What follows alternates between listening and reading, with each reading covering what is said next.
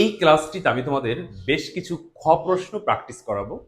কারণ তোমরা জানো যে আইসিটি বইয়ের ক এবং খ এটা অনেক ক্ষেত্রে বহু চলে আসে, আর গ ঘ সৃজনশীলের উদ্দীপকের উপর ভিত্তি করে। ওকে, তো দেখো এই জায়গায় একটা প্রশ্ন লেখা আছে, আমি যদি তোমাদের মার্ক করে বুঝাই।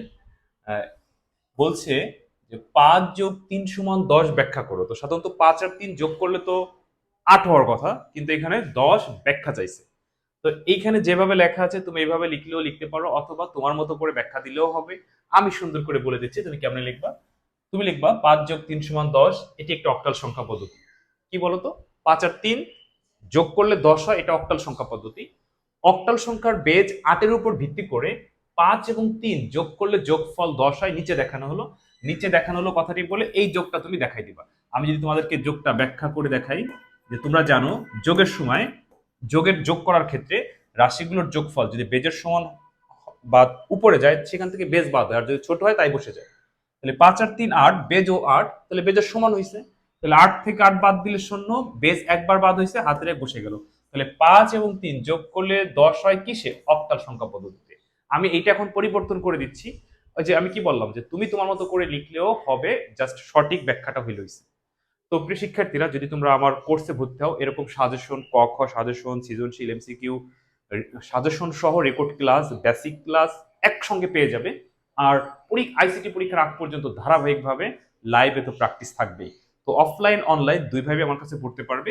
বিস্তারিত জানতে আমার এই হোয়াটসঅ্যাপ নাম্বার এসএমএস দিও, 01782291657। যারা ঢাকার মধ্যে আছো তারা অফলাইনে পড়তে পারবে অনলাইনের পাশাপাশি। আর বাংলাদেশের যে কোনো জায়গা থেকে তুমি চাইলে আমার কাছে ঘরে বসে অনলাইন আইসিটি পড়তে পারো। ইনশাল্লাহ আইসিটিতে কোনো সমস্যা থাকবে না। আচ্ছা দেখো, আমি যদি এবার তোমাদের এইটা একটু বোঝাই, একটু মুছে, একটু বোর্ডে লক্ষ্য করো।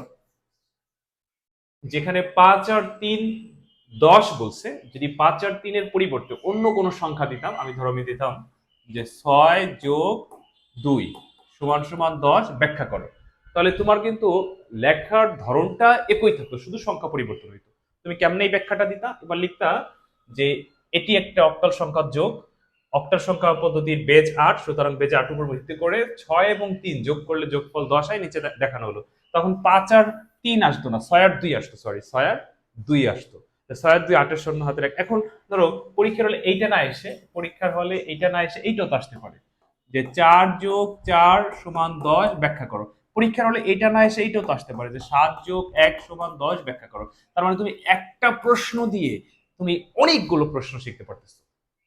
এটা অক্টালে গেল। হেক্সাডেসিমেলও তো আসতে পারে। হেক্সাডেসিমেল এরকম আসতে পারে যে 9+7=10 ব্যাখ্যা করো। তাহলে এইবার তুমি কি বলবা? 9+7=10, এটি হেক্সাডেসিমেল সংখ্যা পদ্ধতি। হেক্সাডেসিমেলের বেজ হচ্ছে 16, 16-এর উপর ভিত্তি করে 9 এবং 7 যোগ করলে যোগফল 10 হয়, নিচে দেখানো হলো। তখন তুমি 16-এর উপর ভিত্তি করে 9 আর 7 যোগ করে দিলে হয়ে যাবে। দেখছো? তার মানে এই একটা প্রশ্ন যদি তুমি আয়ত্ত করতে পারো, এই যে ব্যাখ্যা করো এত সমান এত, যোগ করলে এত হয়, যে কোনো সংখ্যা পদ্ধতি আসলে পারবে। ধরো এই সব বাদ, যদি এইগুলো না এসে তোমাকে এই প্রশ্নটা দেয়, তাও তুমি পারবে যে 1+1=10 ব্যাখ্যা করো, তাও কিন্তু এবার তুমি লিখতে পারবে। 1 আর 1 2, 2-এর জায়গায় 10 লেখছে, এটা হলো বাইনারি সংখ্যা পদ্ধতি। তাহলে যদি এই ব্যাখ্যাটা তোমার কাছে যায়, তুমি কেমনে লিখবা? এই লেখার স্টাইল কোনো পরিবর্তন হবে না, মানে লেখার গঠন পরিবর্তন হবে না, যার পরিবর্তন হবে শুধু সংখ্যাটা। তাহলে আমরা লিখতাম এটি একটি বাইনারি সংখ্যা পদ্ধতির যোগ। বাইনারি সংখ্যার বেজ হচ্ছে 2, সুতরাং বেজ 2 এর উপর ভিত্তি করে 1 এবং 5 3 বলতাম না, বলতাম 1 এবং 1 যোগ করলে যোগফল 10 হয়, নিচে দেখানো হলো। নিচে দেখানো হলো কথাটি বলে এরকম আমরা বাইনারিতে যোগ করে দিতাম যে 1 আর 1 2 এর শূন্য, হাতে রেখে হয়ে গেছে। দেখছো? তো এই ছিল আজকের ক্লাস, যে একটা প্রশ্ন দিয়ে আমি তোমাদের অনেকগুলো প্রশ্ন প্র্যাকটিস করালাম। আর এটি হচ্ছে একটা কৌশল, যে একটা প্রশ্ন পারলে ওই ক্যাটাগরি যেন অনেক প্রশ্ন তুমি পারো। তো ঠিক আছে প্রিয় শিক্ষার্থী, কিন্তু বেশি বড় না করি ক্লাস। পরবর্তী কোনো ক্লাসে তোমার সাথে আবার কথা হবে। আর যেটি শুরুতে বলছিলাম, তোমরা যদি কেউ আইসিটি নিয়ে দুশ্চিন্তায় থাকো, ইনশাল্লাহ আইসিটিতে কোনো সমস্যা থাকবে না, আমার এই হোয়াটসঅ্যাপ নাম্বার এসএমএস দাও। অফলাইন অনলাইন ঢাকার মধ্যে, অফলাইন ফার্মগেট মিরপুরে, আর অনলাইনে বাংলাদেশের যে কোনো জায়গা থেকে। মাসিক কোনো বেতন নাই, একবার শুধু ভর্তি হওয়া, বাদ বাকি দায়িত্ব আমার। ওকে, ভালো থেকো। পরবর্তী কোনো ক্লাসে কথা হবে। আল্লাহ হাফেজ।